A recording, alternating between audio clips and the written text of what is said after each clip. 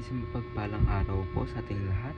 Ako si Godfrey Quizon and this is my devotion for today, July 5. And ang topic po natin for today is ano ba ang goal ng Kristiyanong pamumuhay or mystical union? So, ang concept daw po ng mystical union is the mystical union refers to the deep spiritual connection between believers and Jesus Christ. It is a union that transcends mere emotion or symbol. It is real, vital, and transformative. Though we cannot fully we cannot fully explain how it works, the Bible teaches that we are in Christ and He is in us. This mysterious bond means we share in His life, death, resurrection, and glory. It is not a vague or abstract experience, but a concrete reality brought about by the Holy Spirit and revealed through Scripture. So, ang ating scripture for today po is John chapter 15 verse 4 to 5. Remain in me, and as I also remain in you. No branch can bear fruit by itself. It must remain in the vine. Neither can you bear fruit unless you remain in me. I am the vine, you are the branches. If you remain in me, and I in you, you will bear much fruit. Apart from me, you can do nothing.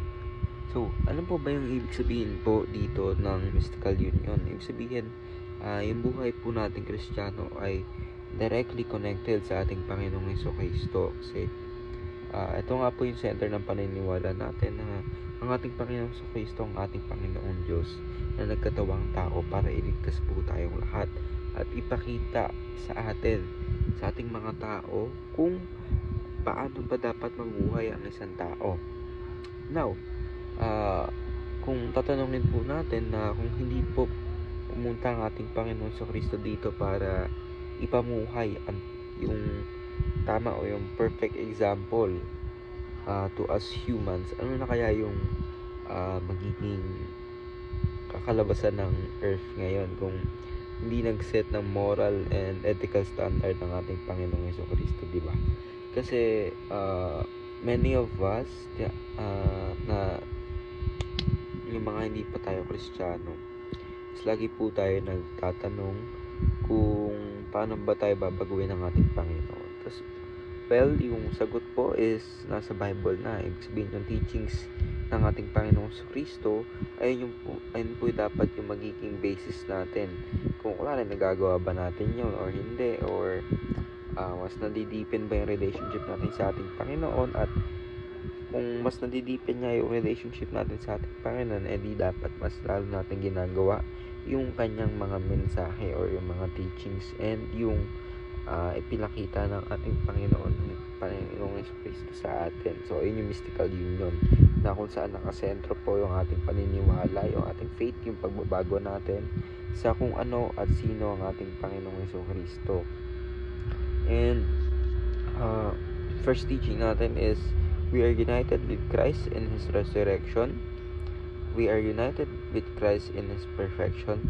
And we are united with Christ in His reign. So, ibig sabihin, nunite po tayo sa ating Panginoon, kung sino ang ating Panginoon, kung ano po ba yung ginawa ng ating Panginoon dito sa earth is to sacrifice Himself, diba, Lamb of God, and to show us kung paano ba mabuhay ang dapat ang isang tao, and kung paano sumunod sa ating Panginoon.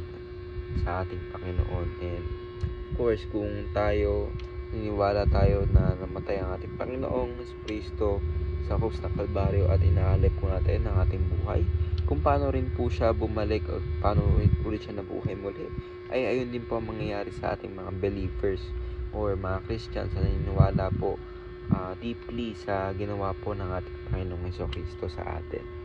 So, ayun lang po, ako si Godfrey Quizon and this is my devotion for today, July 5. Sana po ay marami kayo natutunan.